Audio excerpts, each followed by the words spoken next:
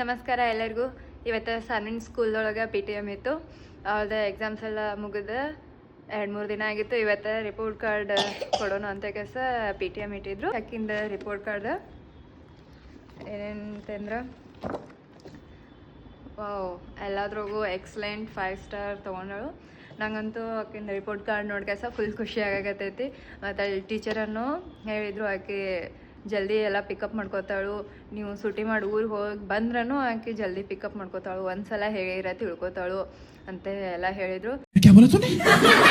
ಮತ್ತು ನಮ್ಮ ಮುಂದೆನ ಒಂದಷ್ಟು ರ್ಯಾಂಡಮ್ ಆಗಿ ಕ್ವಶನ್ ಕೇಳಿದರು. ಆಕೆ ಮೂಡಿ ಇದ್ರು, ಏನೂ ಅಲ್ಲೇ ಆನ್ಸರ್ ಕೊಡಲೇ ಇಲ್ಲ. ಇಲ್ಲಿ ನೋಡ್ರಿ, ಅವ್ರದ್ದೊಂದು ಸ್ಕೂಲ್ ಗ್ರೂಪ್ ಫೋಟೋ. ಹಂಗಾರೆ ಏನಮ್ಮ ಇದು ಎಕ್ಸಾಮ್ ಬರ್ದಿದ್ದ ಬುಕ್ಕ. ಏನೇನು ಹೇಳೋದು ಇದೇನು ನಾ ಹೇಳ್ತೇನೆ. ಇವೆರಡು ಅನಿಮಲ್ ಅದಕ್ಕೆ ನಾ ಬರ್ಡ್ ಸರ್ಕಲ್ ಮಾಡೇನಿ.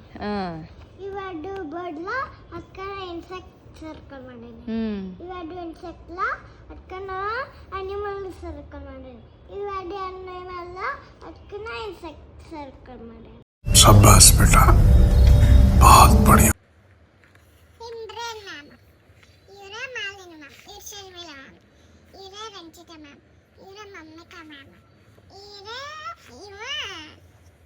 ಅರ್ಜುನ್, ಆದ್ಯ, ತೋಜು, ದೇವಂಶ್, ಅಕ್ಷಿತ್, ಆರವ್, ಚರಿತ್, ಸೃಷ್ಟಿ, ಸಾತ್ವಿಕ್, ಯೋಕ್ಷಿತ್,